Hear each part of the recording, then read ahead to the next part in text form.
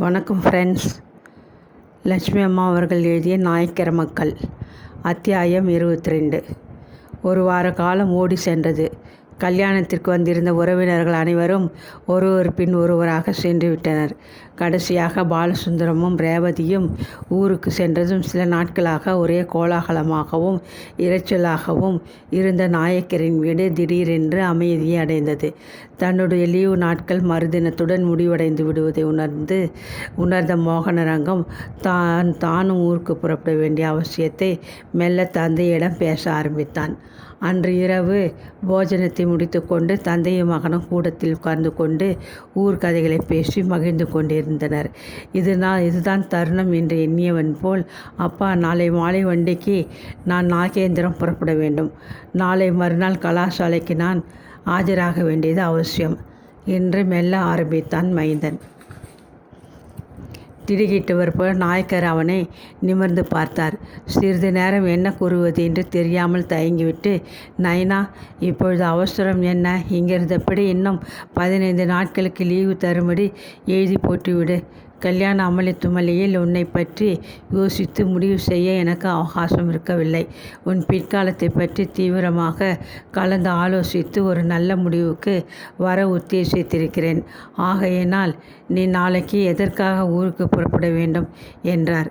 தந்தை இப்படி ஏதேனும் ஆட்சேபனை சொல்லக்கூடும் என்று மோகனரங்கன் முன்கூடியே எதிர்பார்த்து கொண்டு தான் பேச ஆரம்பித்தான். எனினும் அவனுக்கு கொஞ்சம் கோபம் வரதான் செய்தது. ஆனால் அதை வெளியில் காட்டிக்கொள்ளாமல், நான் உத்தியோகம் செய்வது இதுதான் முதல் வருஷம். நினைத்த பொழுதெல்லாம் லீவு எடுத்துக்கொண்டால் நன்றாக இருக்காது. தரவும் மாட்டார்கள். இந்த 15 நாட்கள் என் மேலதிகாரி எனக்கு லீவு கொடுத்ததே மிகவும் அதிசயமாகும். ஆகவே நான் கட்டாயம் நாளை மாலை வண்டிக்கு புறப்பட்டாக வேண்டும் என்று கூறிவிட்டு எழுந்து நின்றான். 10 வருஷங்களுக்கு முன்பு மகன் இப்படி தமது வார்த்தைக்கு எதிராக பிடிவாதமாக ஏதேனும் சொல்லியிருப்பானாகில், நாயக்கர், அறியா பயலே, வாயை மூடு, உனக்கு என்ன தெரியும், பெரியவர்கள் சொன்னதை செய் என்று மிரட்டி தமது இஷ்டத்திற்கு செய்திருப்பார். ஆனால் இன்றோ அவன் வயது வந்த வாலிபன். 5.5 அடி உயரத்தில் வாட்ட சாட்டமான தோற்றத்துடன் தன் முன் நின்று கொண்டிருந்த மைந்தனை நிமிர்ந்து பார்த்துவிட்டு நிராசையுடன் அவர் பெருமூச்செறிந்தார். நைனா, ஓடி விளையாடினேன். தடுக்கி விழுந்து காலில் காயம் பட்டுவிட்டது பாருங்கள் என்று ஓடி வந்து தமது அருகில் உட்கார்ந்து கொள்ளும் சுருட்டித்தலை சிறுவன் என்று அழகும் கம்பீரமும் ஒருங்கே வாய்ந்த வாலிபனாக வளர்ந்து நின்று கொண்டிருந்தான். ஒரு சிறிய விஷயத்திற்கெல்லாம் தந்தையிடம் ஓடி வந்து யோசனை கேட்ட அந்த சிறுவன் இன்று தமது வாழ்க்கை போராட்டத்திலே ஒரு முக்கியமான விஷயத்தை பற்றி அவரிடம் யோசனை கேட்க மனமின்றி இருந்தான். உண்மையை கூறி அவரது ஆலோசனையையும் ஏற்றுக்கொள்ள மறுத்ததுடன் தந்தை தலையிடுவதையும் மிகவும் வெறுத்தான். என்ன ஆச்சரியம்! மார்புடன் தழுவி கொஞ்சி மடிமீது வைத்து அன்புடன் வளர்த்த பிள்ளைதான் என்றாலும் வயது என்று வந்ததும் எப்படி மாறிவிடுகிறான்? தந்தை வேற்று மனிதனாக அவனுக்கு தோற்றமளிக்க தொடங்கிவிட்டார். எல்லாம் வாலிபத்தின் கோளாறு என்று இப்படியெல்லாம் தமது மைந்தனை பற்றி பலவாறு தமக்குள்ளே எண்ணிய நாயக்கர், நைனா, நான் சொல்வதை கவனமாக கேள், பதட்டமடையாதே. ஊதியம் குறைவான இந்த வாத்தியார் உத்தியோகம் உனக்கு எதற்கு என்று கேட்டார். மோகனரங்கத்திற்கு அதை கேட்டதும் எரிச்சல் பற்றி கொண்டு வந்தது. பல மைல்களுக்கு அப்பால் இருந்து கொண்டு நான் செய்யும் உத்தியோகத்தை முன்பின் ஆராய்ந்து பாராது அசட்டையாக பேசுவது வேடிக்கையாகத்தான் இருக்கிறது. ஊதியம் குறைவான உத்தியோகம் என்றாலும் எனக்கு அதனால் பயன் அதிகம் இருக்கிறது என்றால் சற்று உரத்த குரலில். மைந்தனின் கோபத்தை நாயக்கர் அசட்டை செய்துவிட்டு, சாதாரணமான ஒரு விவாதத்திற்கு உனக்கு ஏன் இவ்வளவு பதட்டமோ தெரியவில்லை. உன் நலனை எண்ணிவிட்டு என்னை விட பெரிதும் விரும்புகிறவர்கள் இருக்கிறார்களா? யோசித்து சொல். எனக்கு வயதாகி கொண்டு வருகிறது. முன்போல் வயல்களுக்கு சுற்றி திரிய எனக்கு திடமில்லை. இந்த வேலையை ராஜினாமா செய்துவிட்டு என்னுடன் இந்த வருஷம் கூட இருந்து உதவி செய்ய வேண்டும் என்பது எனது கோரிக்கை என்றார் சாந்தமாக. என்ன, வேலையை விட்டுவிட வேண்டுமா என்று திடுக்கிட்டு வினவிய மோகனரங்கத்தின் குரல் உரத்து ஒலித்தது. பதிலுக்கு கோபத்துடன் ஏதேதோ படபடப்பாக பேச நினைத்த அவன் தன்னை சிறிது நிதானப்படுத்தி கொண்டு வயல்வெளியில் சுற்றி கொண்டு கிராமத்தின் வாழ்க்கையை இந்த வயதிலே கழிக்க எனக்கு விருப்பமில்லை. நான் உத்தியோகத்தை விடுவது என்பது முடியாத காரியம். உங்களுக்கு வேலை சிரமமாக இருந்தால் பண்ணையை பார்க்க ஒருவனை அமர்த்தி கொள்ளுங்கள். அதை விட்டு கிராமத்தில் வந்து என்னை தங்க சொல்வது நியாயமில்லை என்றான். ஆனால் நாயக்கர் அவ்வளவு சுலபத்தில் மனிதனை விட்டுவிடவில்லை. நிலத்தை கவனித்து கொண்டு கிராமத்தில் வாழ்க்கை நடத்துவது உனக்கு அகௌரவமாக இருக்கிறதாக்கும். சட்டையும் புட்ஸும் அணிந்து கொண்டு வயிற்றுக்கு பற்றாத உழைக்கும் உத்தியோகம் உனக்கு உயர்வாக தோன்றுகிறது இல்லையா என்று ஏளனமாக வினவினார். மகனின் முகம் அவமானத்தினால் சுண்டியது. அப்பா, அப்படியெல்லாம் நான் உங்கள் தொழிலை குறைவாக சொல்லவில்லை. எனது லட்சியம் வேறு துறையிலே இருக்கிறது. பௌதிக சாஸ்திரத்தில் ஆராய்ச்சிகள் பல செய்து விஞ்ஞானத்துறையில் ஈடுபட விரும்புகிறேன். கிராம வாழ்க்கையும் பயிர் தொழிலும் எனது லட்சியத்திற்கு ஒத்து வராது. அவ்வளவுதான் என்றான் பிடிவாதமாக. நாயக்கர் அதுக்கு சிறிது நேரம் பதில் பேசாது மௌனமாக இருந்தார். பிறகு யோசித்து ஏதோ முடிவுக்கு வந்தவர் போல், உனக்கு விஞ்ஞானத்தின் மீது இவ்வளவு ஆர்வம் இருக்கும் என்று நான் இதுவரை நினைக்கவே இல்லை. ஏதோ பெருமைக்காக உத்தியோகம் செய்ய புறப்பட்டு விட்டாய் என்று எண்ணியிருந்தேன். உன்னை பற்றி தம்பியிடம் முந்தா நாள் அதிக நேரம் பேசிக்கொண்டிருந்தேன் என்று மேலே கூறாமல் நிறுத்தி கொண்டார். அதை கேட்ட மோகனரங்கத்தின் நெஞ்சு படப்படவென்று துடிக்க ஆரம்பித்தது. சித்தப்பாவிடம் அப்பா என்னவெல்லாம் சொல்லிவிட்டாரோ, அந்த புகைப்படத்தை பற்றி ஏதோனும் கூறிவிட்டாரே என்னவோ என தனக்குள்ளே பலவும் எண்ணி கலங்கிய அவன் உதட்டை கடித்து கொண்டு வாளாவிருந்தான். மகனின் சிந்தனைகளை ஒருவாறு ஊகித்தவர்க்குள் நாயக்கர், நாகேந்திரத்திலே உனது உத்தியோகத்தை பற்றி பேசி கொண்டிருந்தேன். தம்பிக்கும் என்னை போல் அந்த வாத்தியார் வேலை பிடிக்கவில்லை. கல்கத்தாவில் தொழில் முறையில் பழகிய ஒரு நண்பன் ஒரு பெரிய கம்பெனி வைத்து நடத்துகிறானாம். மின்சார சாமான்கள் உற்பத்தி செய்யும் இடமாம் அது.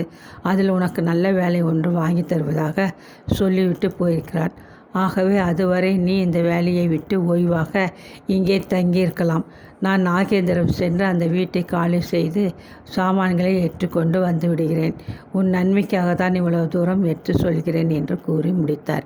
தனது வாழ்க்கையில் திடீரென்று ஒரே சமயத்தில் தந்தையும் சித்தப்பாவும் புகுந்து குழப்புவதை உணர்ந்த மோகனரங்கன் தனது சீற்றத்தை அதற்கு மேல் கட்டுப்படுத்தக்கூடாமல், சித்தப்பாவுக்கு இவ்வளவு காலத்திற்கு மேல் நம்மேல் ஏனோ இந்த கருணை,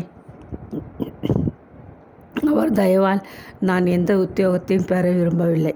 அவர் எனக்காக வீண் சிரமம் எடுத்துக்கொள்ள வேண்டாம். 2 வருஷங்களுக்கு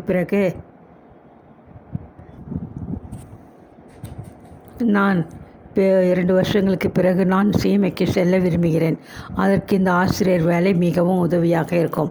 பௌதிக சாஸ்திரத்தை மாணவர்களுக்கு போதித்து கொண்டே அதை பற்றி நானும் படித்து அறிய உதவியாக இருக்கும். இதை கைவிட நான் ஒருபோதும் சம்மதிக்க மாட்டேன் என்றான் ஆத்திரமாக. அவனது கோபத்தையும் பிடிவாதமான பேச்சையும் கண்ட நாயக்கர் அவைகளை பொருட்படுத்தாதவர் போல் நிதானமாக, சீமைக்கு சென்று நீ படிக்க ஆசைப்பட்டால் அதற்கு வேண்டிய பொருள் உதவியும் வசதியும் செய்து கொடுக்க எனக்கு ஆட்சேபனை. சரி, உன் இஷ்டப்படியே செய். 2 வருஷ காலம் பொறுத்து சீமைக்கு போவானேன். இந்த வருஷமே செல்வதற்கு ஆயத்தம் செய்யேன்.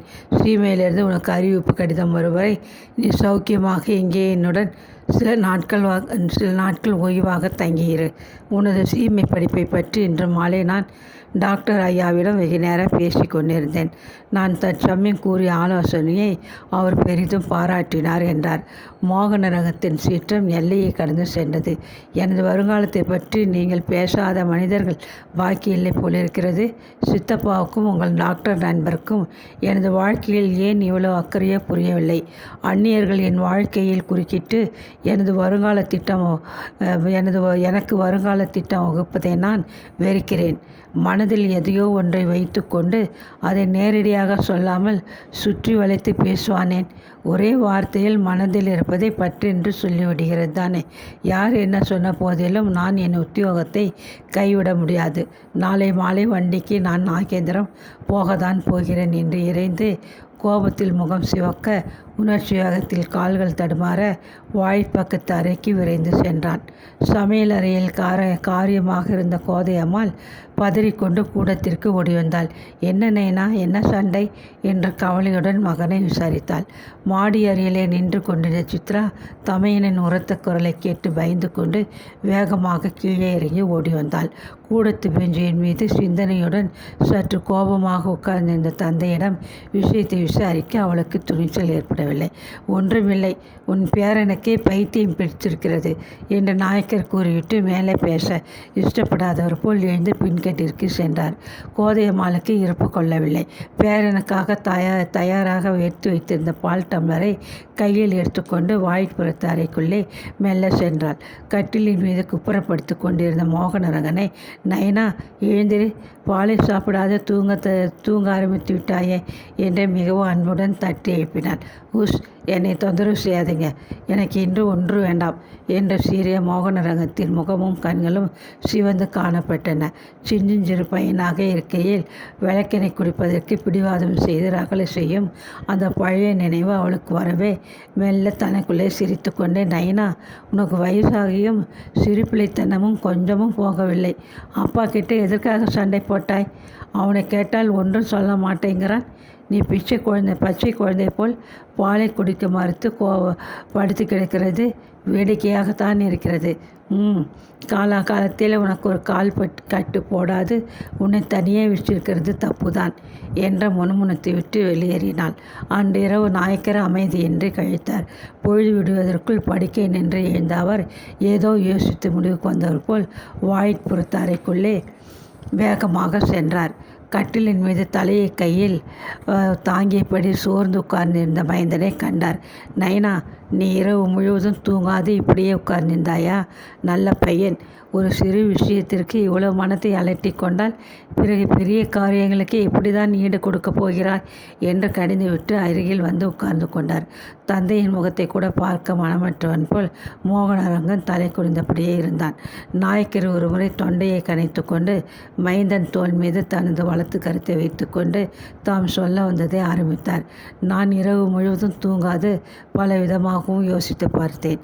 கடைசியாக நீ எனக்கு நீ சொல்வது தான் சரி என்று பட்டது.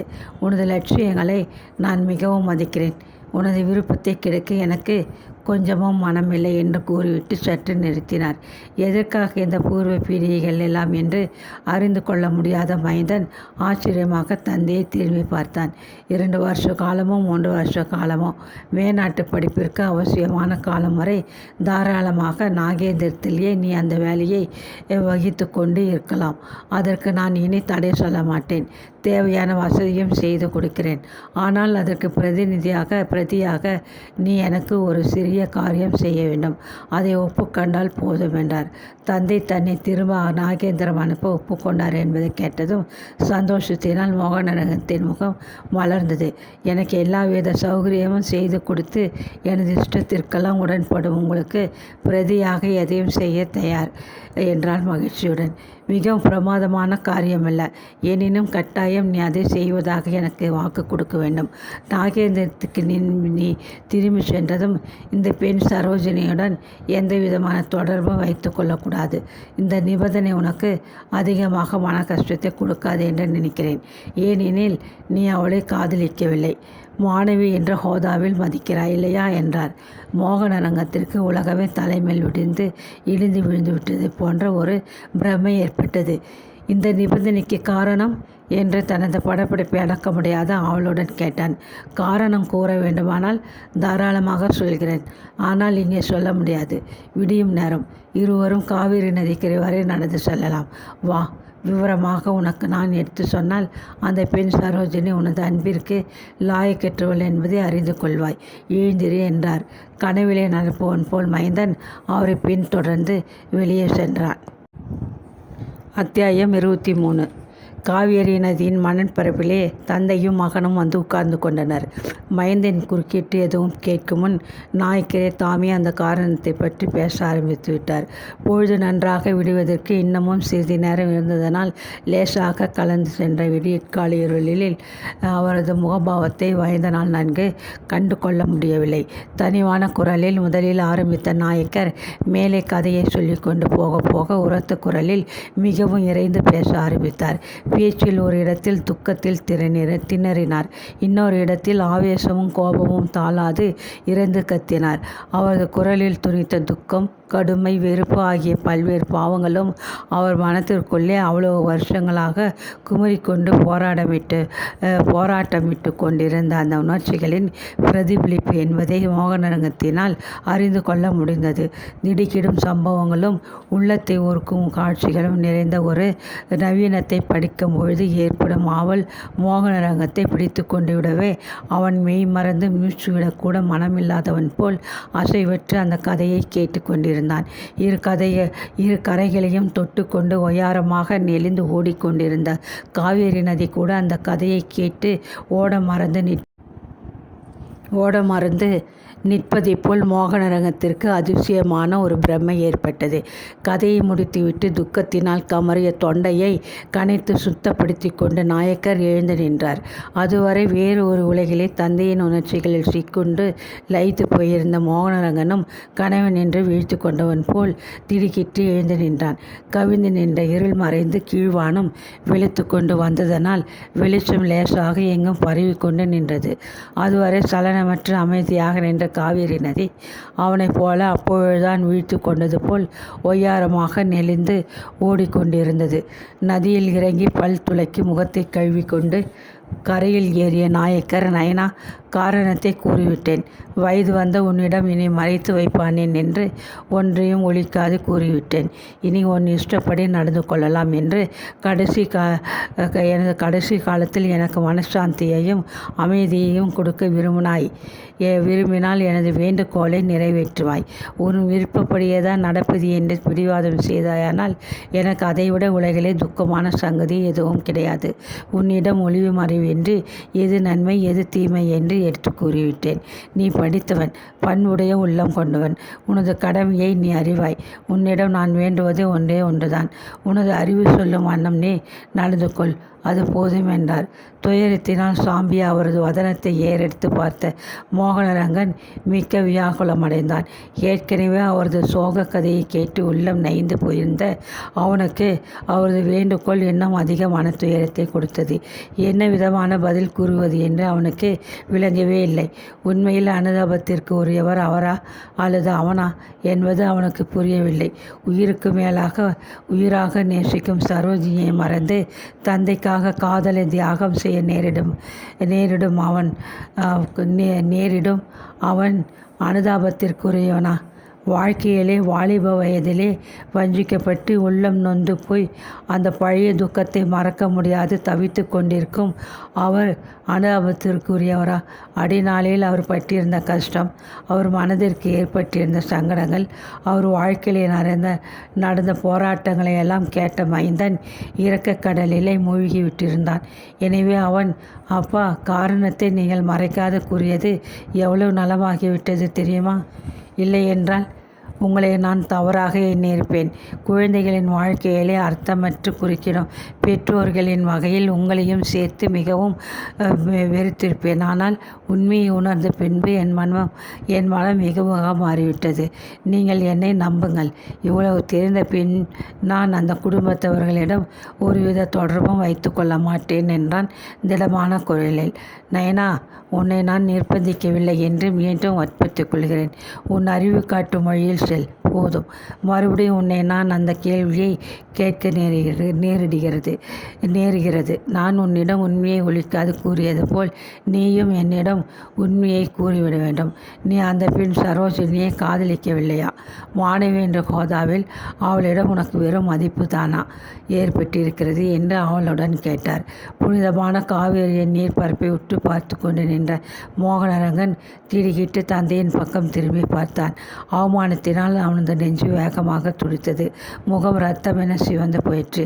இவ்வளவுக்கு பிறகு உண்மையை மறைப்பது நியாயமில்லை என்று எண்ணியவன் மிகவும் ஆக்ரோஷத்துடன், ஆமாம் அப்பா, நீங்கள் எண்ணியது சரியே. சரோஜினியை நான் காதலிப்பது வாஸ்தவம். அவளை மணந்து கொள்வதாகவும் வாக்கு கொடுத்திருக்கிறேன் என்றான் துயரத்துடன். ஒரு கணம் நாயக்கர் மௌனமாக இருந்தார். பிறகு ஏதோ யோசித்து வந்தவர் போல் மிகவும் அமைதியாக, நீ எவ்வளவு மறுத்து கூறினாலும் எனக்கு மட்டும் முதலில் இருந்தே இந்த சந்தேகம் இருக்கத்தான் இருந்தது. நீ சரோஜினியை காதலிக்கிறாய், ஆனால் ஒப்புக்கொள்ள மறுக்கிறாய் என்று எனக்கு புரிந்துவிட்டது. இப்பொழுது நீ என்ன செய்யப் போகிறாய்? அந்த குடும்பத்துடன் எவ்வித தொடர்பும் வைத்து கொள்ளப் போவதில்லை என்று எனக்கு வாக்கு கொடுத்திருக்கிறாய். அந்த பெண்ணை கட்டாயம் மணந்து கொள்ளப் போவதாக அவளிடம் வாக்கு கொடுத்திருக்கிறாய். எதை நிறைவேற்றுவது என்று உனக்கு பெரும் பிரச்சனை இப்பொழுது இல்லையா என்று கேட்டார். அப்பா, அந்த பெண் என்னை எப்படி வேண்டுமானாலும் எண்ணி கொள்ளட்டும். அதற்காகவோ வேறு எதற்காகவோ நான் உங்கள் மனத்தை வருத்தத்தினால் மூழ்கடிக்க விரும்பவில்லை. சத்தியமாக இந்த காவேரி நதி அறிய சொல்கிறேன். நான் உங்களுக்கு சற்று முன் கொடுத்த வாக்கை காப்பாற்றுவேன். சத்தியம் என்று உரத்த கூறிவிட்டு முகத்தை மறுபுறம் திருப்பிக் கொண்டான். நாகேந்திரம் சென்றதும் எங்கே உன் மன உறுதி தளர்ந்து விடுமோ என்று எனக்கு ஒரு அச்சம் ஏற்படுதான் செய்தது. ஆனால் இவ்வளவு உறுதியாக நீ சொன்ன பிறகு இனி நான் உன்னை சந்தேகிப்பது நியாயமில்லை. நீ உன் வார்த்தையை காப்பாற்றுவாய் என்று உன்னை பூரணமாக நம்புகிறேன். சரி, நேரமாகிவிட்டது. மாலை வண்டிக்கு நீ புறப்படுவதற்கு ஆயத்தம் செய்ய வேண்டும் அல்லவா? பல் துளைக்கு முகத்தை கழுவிக்கொண்டு சீக்கிரமா என்று கூறிவிட்டு கரையை நோக்கி நடந்தார் நாயக்கர். அன்று இரவு நாகேந்திரம் ஸ்டேஷனில் வந்து கம்பீரமாக நின்று வண்டியில் நின்று மோகனரங்கன் இறங்கினான். சில மாதங்களுக்கு முன்பு ஒரு நாள் இப்படி கையில் பெட்டியுடன் இறங்கிய வாலிபனுக்கும் அன்று வண்டியில் நின்று இறங்கிய மனிதனுக்கும் மிகவும் வித்தியாசம் இருக்கத்தான் செய்தது. கவலையின்றி பிற்காலத்தை பற்றி இன்பக் கனவு கண்டு கொண்டு உற்சாகமாக அன்றொரு நாள் நாகேந்திரத்துக்குள் காலடி எடுத்து வைத்த அதே மோகனரங்கன் என்ற துக்க சுமையை தாளமாட்டாதவன் போல் உற்சாகம் இழந்து தள்ளாடி கொண்டு பிளாட்பாரத்தில் மெல்ல நடந்து வெளிவாயிற்பக்கம் சென்றான். நடுவில் இருந்த இரும்புத் தூண் அருகிலே வந்ததும் அவனது இருதயம் துக்கத்தினால் சுக்கலாக வெடித்தது. சோகம் படிந்த முகத்துடன் கண்களில் நீர் பொங்க பிரியாவிடை கொடுத்துவிட்டு அந்த தூண்மீனின் மீது நின்று அன்று ஒரு நாள் சரோஜினி சாய்ந்து கொண்டு நின்ற அந்த காட்சி அவனது நினைக்கு வரவே துக்கம் தாளாது பெருமூச்செறிந்தான். இனி என்றுமே அவன் வாழ்க்கையில் அந்த காட்சி கடைசி காட்சியாக அமைந்து அவனது வாழ்நாள் முழுவதும் துன்புறுத்தி கொண்டிருக்கப் போகிறது. இதைவிட சரோஜினிக்கு அவன் இழைக்கும் கொடுமை வேறு என்ன இருக்கிறது? காதலியை கைவிடும் கயவர்கள் கோஷ்டியில் கடைசியில் மோகனரங்கனும் சேர்ந்து விட்டான். இந்த அசட்டு பெண் அபசகனம் போல் புறப்படும் முன் கூறிய வார்த்தைகள் நிஜமாகிவிட்டனவே. ஊரிலிருந்து திரும்பி வந்த பின்பு நீங்கள் வெகுவாக மாறிவிட்டிருப்பீர்கள் என்று சொன்னாலே, நான் மனம் மாற உப்பாவிடனும் வாழும் விதி அல்லவோ இடையே பெரும் சதி செய்து விட்டது. கடவுளே, எனக்கு மீளா நரகம் எண்ணி சரோ அன்பே என்னை மன்னி என்று தனக்குள்ளே பலவும் எண்ணி உள்ளம் உடைந்து போன மோகனரங்கன் துக்கத்துடன் குமரிக்கொண்டு பெட்டியை வெளியில் காத்திருந்த டாக்ஸி ஒன்றிற்குள் வீசி போட்டான். எங்கே சாமி என்று டிரைவர் கேட்டதற்கு இயந்திரம் போல் செல்வம்பால் தெரு நாகேந்திரம் டவுன் என்று கூறிவிட்டு தொப்பென்று ஆசனத்தில் உட்கார்ந்து கொண்டான். சரோஜினிக்கு அந்த 15 தினங்களும் 15 யுகங்களாக மிகவும் நீண்டு காணப்பட்டன. ஊர் போய் சேர்ந்ததும் 2 நாளில் சுருக்கமாக தனது சௌக்கியத்தை பற்றி எழுதியிருந்த ஒரே ஒரு கடிதத்தை தவிர மோகனரங்கத்திடமிருந்து அவளுக்கு வேறு தகவல் ஒன்றும் கிடைக்கவில்லை. 2 நாளைக்கு ஒரு முறை கடிதம் எழுதுவதாக சொல்லி சென்ற அவன் வாளா இருப்பதைக் கண்டு பலவித கவலைகள் கொண்டாள். உடம்பு அசௌக்கியமாக இருக்கிறாரா? கல்யாண அலுவலகளில் கடிதம் எழுத அவகாசம் இருக்கவில்லையா? எப்பொழுது திரும்பி வருவார்? வரும் நாளை பற்றி கூட ஒரு வரி கடிதம் எழுதாதது மௌனமாக இருக்கிறாரே ஏன் என்று பலவாறு தன்னுள்ளே எண்ணி குழம்பிக் கொண்டிருந்த அவளுக்கு மோகனரங்கன் இல்லாத வாழ்க்கை அஸ்தமித்து போய்விட்டது போல் இருந்தது. தினசரி கலாசாலைக்கு செல்வதற்கு அவளுக்கு முன்போல் உற்சாகம் இருக்கவில்லை. சதா அவனை பற்றியே சிந்தனை செய்து கொண்டிருந்த அவளுக்கு படிப்பின் மீது கூட மனம் லயிக்கவில்லை. புத்தகத்தை பிரித்து வைத்துக்கொண்டு தனது அறையிலே தனிமையிலே பல மைல்களுக்கு அப்பால் சென்று மறைந்து கொண்டிருந்த தனது காதலனை எண்ணி ஏங்கியபடி நாட்களை ஓட்டி கொண்டிருந்தாள். அன்று காலை கலாசாலைக்கு சென்ற சரோஜினியின் காதுகளில் ஒரு சந்தோஷ செய்தி ஏற்றியது. ஆசிரியர் மோகனரங்கன் முதல் நாள் இரவு வண்டியில் ஊர் திரும்பிவிட்டார். அடுத்த நாளிலிருந்து கலாசாலைக்கு வருவார் என்பதுதான் அந்த சந்தோஷ செய்தி. உடனே ஓடிச் சென்று அவனை கண்டு சேமம் விசாரிக்க வேண்டும் என்று சரோஜினிக்கு ஆவல் ஏற்பட்டாலும் அது சமயம் அவளுக்கு அவன் மீது கொஞ்சம் கோபமும் கூடவே ஏற்பட்டிருந்தது. வருவதை பற்றி கூட கடிதம் எழுதாது அசட்டையாக இருந்தவர் அல்லவா, இருக்கட்டும், தானே வழியே வந்து கெஞ்சி மன்னிப்பு கேட்கும் வரை பேசப்போவதில்லை என்று தனக்குள்ளே எண்ணி பிணுங்கிக் கொண்டு தனது ஆவலை அடக்கி கொண்டு பொறுமையாக காத்திருந்தாள்.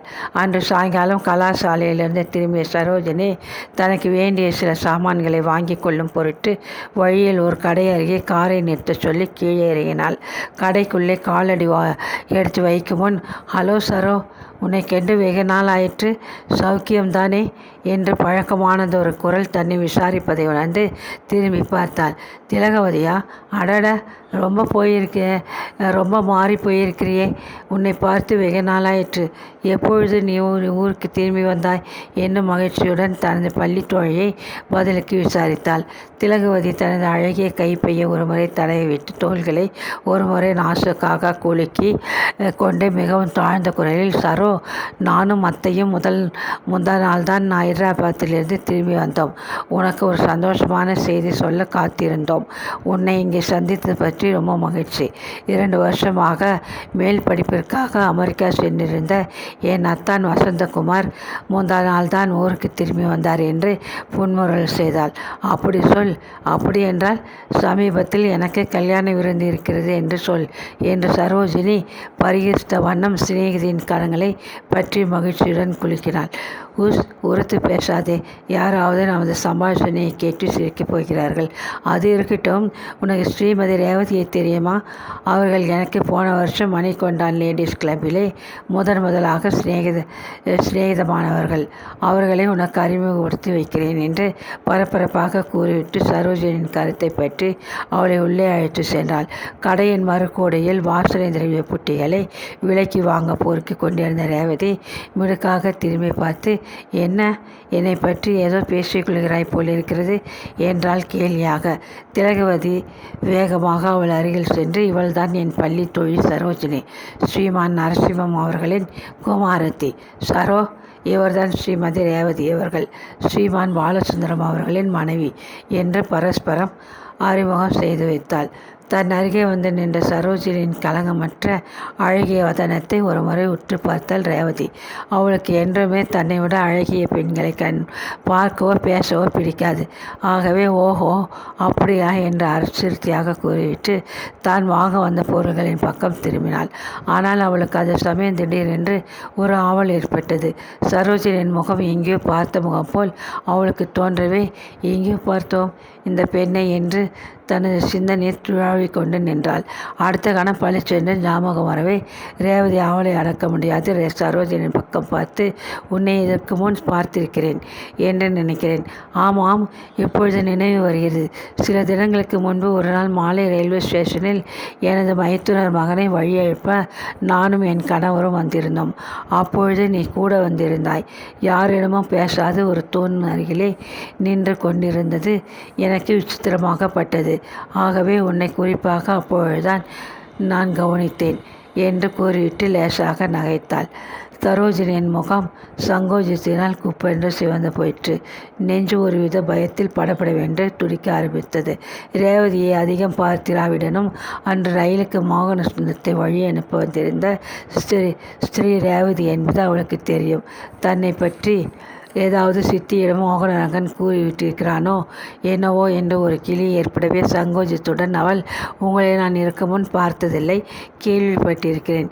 உங்களை சந்தித்ததை பற்றி மிகவும் சந்தோஷம் என்று தடுமாறினாள். தனது வார்த்தைகளை கேட்டு அந்த பெண்ணுக்கு ஏற்பட்ட தடுமாற்றம் முகத்தில் பிரதிபலித்த லஜ்ஜை இவைகள் அனைத்தையும் கூர்ந்து கவனித்த ரேவதி கவனிக்காதவள் போல் மிகவும் அசட்டையாக, நீயும் மணிகொண்டான் நகரிலே வசிக்கிறாயா? உனக்கு அவகாசம் இருந்தால் என்றாவது ஒரு நாள் மாலை எங்கள் வீட்டிற்கு டீ சாப்பிட வாயேன் என்று அழைத்தாள். ஆமாம் சரோ, வீட்டிலே அடைந்து கிடக்காது. இனியாவது 4 பேர்களிடம் சகஜமாக பழக ஆரம்பி, பார்க்கலாம். ரேவதி அவர்களுடன் ஒரு நாள் பழகினால் பிறகு உனக்கு அவரை விட்டு பிரிந்து இருக்க மனமே வராது. நீ என்றைக்கு அவர்கள் வீட்டிற்கு போக விரும்புகிறாயோ சொல், காரை எடுத்து வந்து நானே உன்னை அழைத்து செல்கிறேன் என்றாள் திலகவதி செல்லமாக.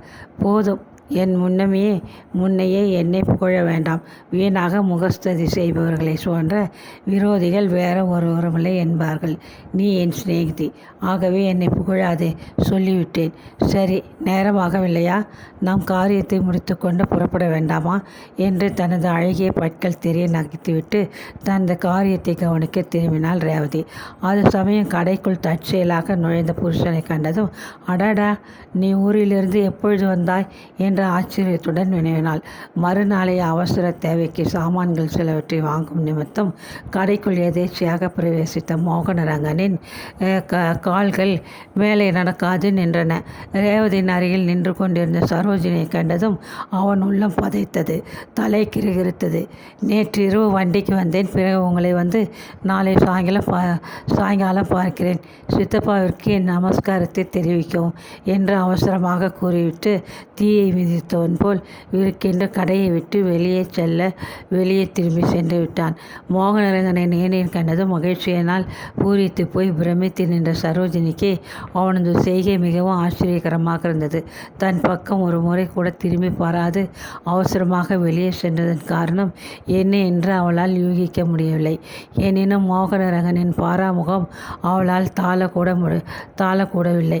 கடையில் பலர் இருக்கும் ஒரு பொது இடத்தில் தான் நின்று கொண்டிருப்பதை மறந்து அவளது கண்களிரண்டிலும் கண்ணீர் பொங்கி கன்னங்களின் மீது வழிய தயாராகி தழுவி நின்றது.